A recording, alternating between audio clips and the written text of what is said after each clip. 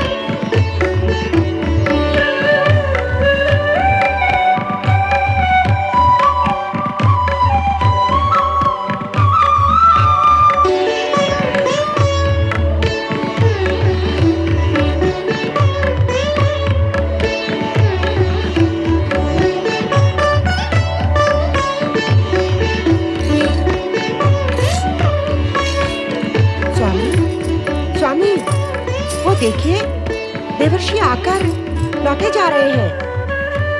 स्वामी, मैंने कहा देवर्षि क्यों आए और क्यों लौटे जा रहे हैं, तनी पूछे तो सही। देवर्षि, देवर्षि, देवर्षि नारद, देवर्षि नारद, देवर्षि, मैं तो आपको इस तरह लौटते देख आशंकित हो गया था। कहीं आप हमसे रुष्ट होकर तो नहीं जा रहे हैं? देवराज, मैं तो क्या, तुम्हारा भाग्य, तुम्हारा ये इंद्रासन तुमसे रुष्ट होने जा रहा है।